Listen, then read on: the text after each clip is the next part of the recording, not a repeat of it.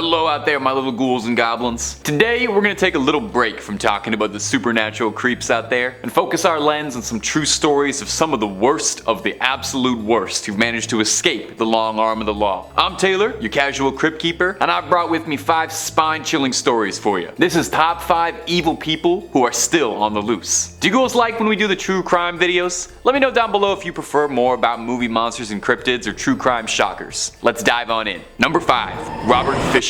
Robert Fisher was a man living in Arizona with his wife and 2 children, living quietly. He had worked as a surgical technician and had previously attempted to become a Navy SEAL. He was an avid outdoorsman, an expert hunter, angler, and camper, and found himself frustrated that his children didn't quite share this love of the outdoors with him. Fisher did all he could to present himself as an all-American, white picket fence, nuclear family man, but the truth was far more complicated than that. A child of divorce, Fisher had intense issues regarding separation.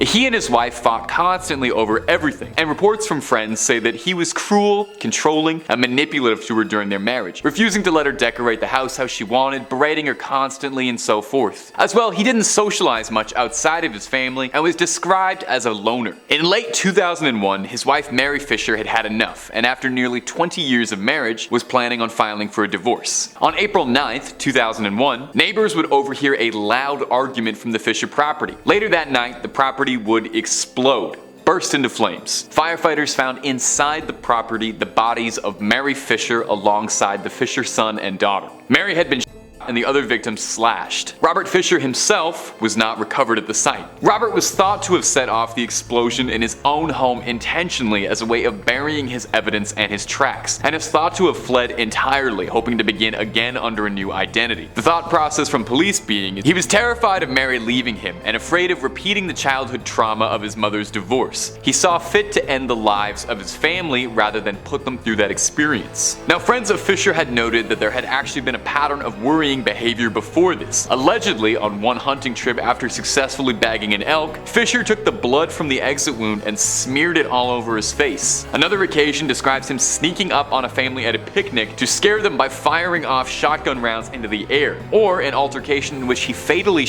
a neighborhood dog for attacking his dog, although the police had suspected there was foul play. Fisher was never found, and police aren't even sure if he's still alive. One detective working the case said, "Maybe this is all we'll ever get. Maybe this is the best we've got, knowing he did it and never finding him again." And my ghouls and goblins, if it's scary stuff you're looking for, Top 5 Scary's gotta be one of the top 5 best places to watch scary videos. Ghosts, cryptids, real crimes, aliens, we got it all. Take a look through the cursed archives and see where it takes you. Now let's keep going. Number 4. Richard Lynn Bear. Richard Lynn Bear is an interesting exception on this list, as he's the only one of these fugitives who actually was caught. Now, the problem with this is that he was not caught for very long. Didn't really take, as he escaped from jail shortly after being apprehended. Richard was wanted for the death of Sherry Hart, a divorcee and young mother who was waiting for a date on January 15th, 1984. Her date had stood her up, and she changed her evening plans to go out and have fun with high school friends Jeffrey Burgess and one Richard Lynn Bear. However, the evening would take an extremely dark turn when Bear would make an advance at Sherry Hart. She rebuked him, and infuriated and incensed, Richard bashed her with the butt of a handgun and ordered that Burgess drive them about an hour and a half away into the woods. Lynn Bear then dumped Sherry out of the vehicle in the woods, leaving her bleeding heavily. Burgess had told police he'd acted under the threat of his life, as Bear had told him he would see to it that Burgess died if he said anything about what had happened that night. However, Burgess was more than willing to cooperate with the police, leading them to finding Hart's remains and arresting both Bear and Burgess for the crime. However, Burgess would escape days before being tried from the small-town county jail, where he fled, adding him to the FBI's most wanted list for his crimes and unlawful flight to avoid persecution. As of this recording, the trail had gone completely cold, and Lynn Bear was never found again and is still wanted.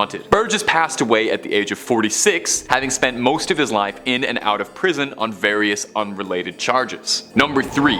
Bradford Bishop. Until I can prove that he's dead, I'm going to assume he's still alive. That's the words of Montgomery County Sheriff Raymond Knight, speaking on our next entry, Bradford Bishop. This notorious criminal has been on the FBI's most wanted list for years, and has managed to elude capture this entire time. In fact, he was taken off of the FBI's most wanted list in late 2018 to accommodate more serious fugitives, and FBI had some reason to believe he might not even still be alive. Bradford Bishop was an unusual case, as he he was a fairly promising career man with no stains on his record. He was working as a counterintelligence official, a former army serviceman, and he worked as a diplomat. Life seemed to be going fairly well for Mr. Bishop, who fathered 3 children with his wife Annette, where they lived in Bethesda, Maryland. On March 1st, 1976, Bradford was passed over for a promotion at work that he was due for. He left the office a little bit early, telling his secretary he wasn't feeling well that day. He would then drive to his bank, he withdrew a large amount of money, and he went to fill up gas in his car and then to a hardware store to purchase a shovel, pitchfork, and a sledgehammer. Bradford would then return home and ended the lives of his family members one by one. He would carry their bodies into the trunk of his car, where he drove them deep into the swamp nearly 300 miles away, where he buried and lit the bodies ablaze in a shallow grave, burning the remains of his once happy family. There would be a few sightings of Bradford afterwards. He was last seen buying tennis shoes with an unknown woman and a dog March 2nd. On March 18th, his car was discovered by police at an isolated campground all the way over in Tennessee. The contents of the car were unnerving. A blood-soaked blanket, a shotgun, an axe, and the well for the spare tire was soaked in blood. A jury indicted Bradford, and that was the last time any evidence of the case ever emerged. Now, since then, there have been numerous unproven sightings, sporadically appearing throughout Europe mostly, but nothing that has contributed to an arrest. If Bradford Bishop is still alive, he is 86 and has still evaded capture. Number 2. The Freeway Phantom.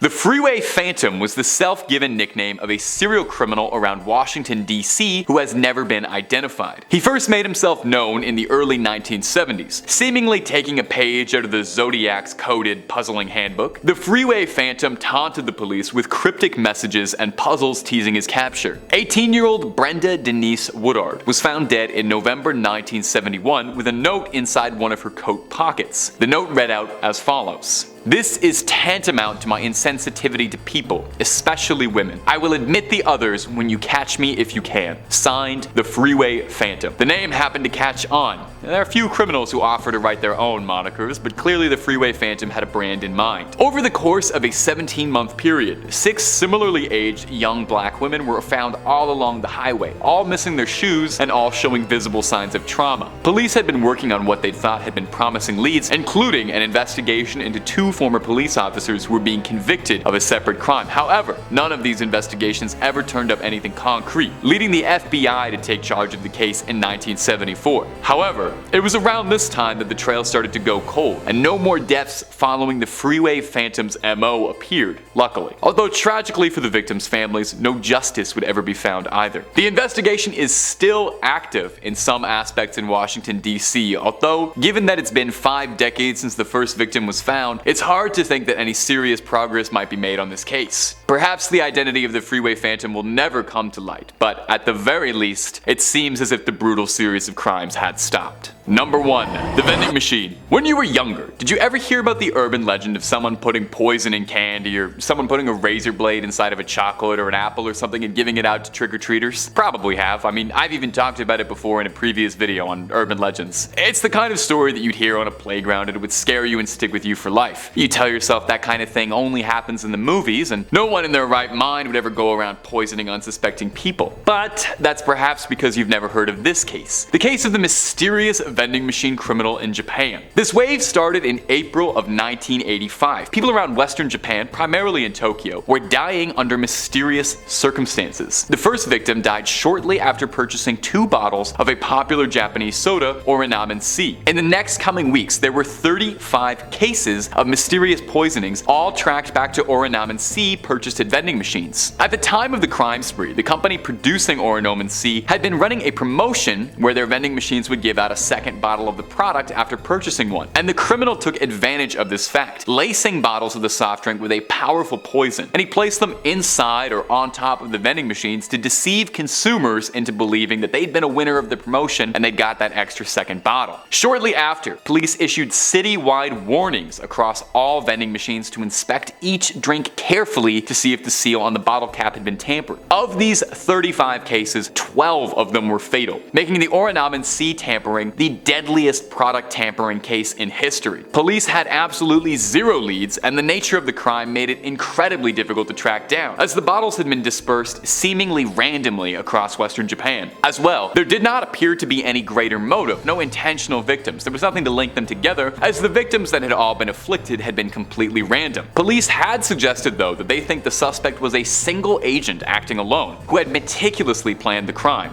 A psychologist suggested possibly that the crime was carried out as a response to Japan's orderly and aggressive work culture, and that this was a lashing out by hurting unsuspecting people that the victim would never have to face. They would get a sense of rush and control, but never have to directly deal with the consequences. Whoever was behind the Orinamen Sea tampering spree was never caught. There were cases across Tokyo afterwards police suspected might have been copycats, but no leads and no arrests were ever made. And my ghouls and goblins, that's all for this video. Thanks so much for watching. Creep on creeping on, and I'll see you in the next one.